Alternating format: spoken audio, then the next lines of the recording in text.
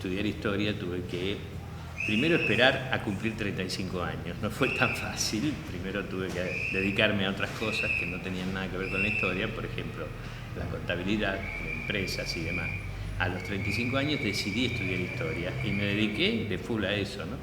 Seguí trabajando en la industria, en la actividad privada, hasta que la crisis de 2001 me obligó a salir de esa actividad y la verdad que para lo único que me había preparado yo era para ser historiador. Entonces me dediqué a la historia, conseguí insertarme, cosa que supongo no fue fácil, no es fácil hoy día tampoco. Conseguí trabajar en el Instituto Ravignani, en la Facultad de Filosofía y Letras de la UBA y dedicarme a investigar. Fue todo un trayecto. Después de eso me doctoré en el 2008 y desde ahí empecé a publicar con más asiduidad a partir del doctorado, ¿no? Eso fue en el 2008, justo el mismo día que se votó en las cámaras la anulación de la 125, el voto no positivo. Ese día fue. Bueno, la historiografía, desde el regreso a la democracia hay una constante renovación historiográfica fundamental, ¿no? O sea, sobre todo desde el punto de vista académico, ¿no? Lo que ha pasado en las universidades a partir de la vuelta a la democracia, renovación de los planes de estudio y demás, pero además renovación historiográfica, porque esto tiene que ver con, la gran cantidad de exiliados durante la dictadura, sobre todo dedicados a las ciencias sociales, que absorbieron en el exterior cosas que acá no llegaban, ¿no? En el momento de la dictadura, una gran oscuridad académica. Cuando se restaura la democracia, estos investigadores que estaban en el exterior van volviendo, Chiaramonte, Hellman, Garavaglia, Tandeter, Sábato, en fin, vuelven a la Argentina y ellos van a ir renovando paulatinamente la historiografía. Esto durante los 80 y los 90, ¿no? Considero que a partir del 2000 hay otra camada que va renovando la historiografía nuevamente, por suerte, o sea, no quedó congelado en lo que hicieron estos promotores, ¿no? En los años 80 y 90, sino que se siguió renovando, o sea, al punto que en este momento, o sea, historiográficamente estamos en un gran nivel, avanzando.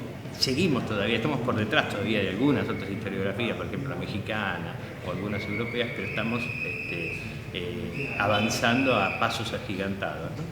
Con la demografía histórica,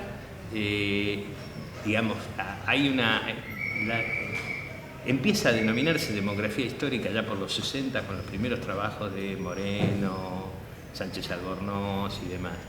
Y se corta con la dictadura. Durante la dictadura todos estos investigadores se tienen que ir del país. Bueno, Moreno trabaja de encuestador en aquel tiempo y se frena ese avance que se retoma con la vuelta a la democracia.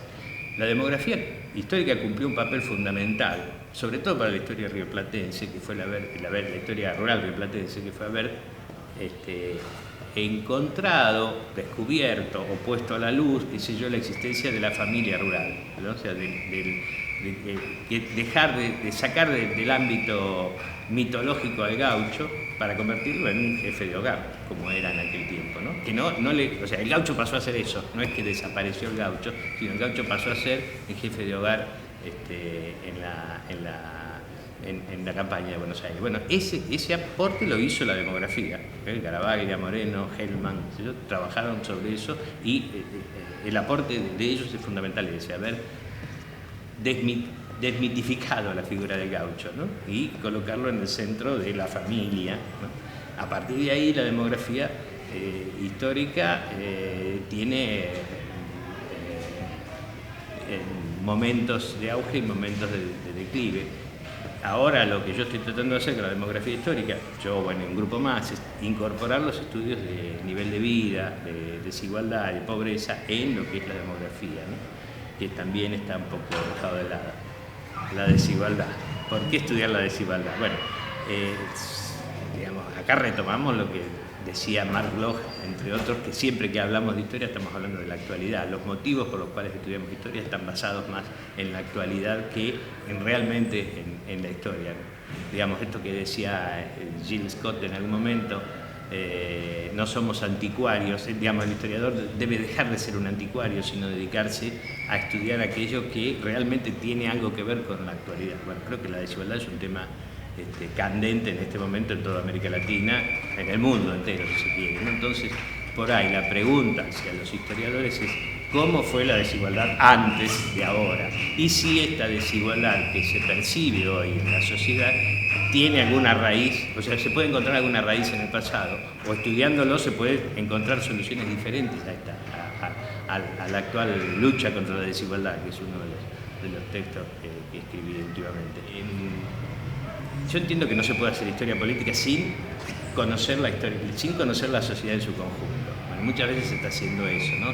Se limita la historia política a la historia de los sucesos, ¿no?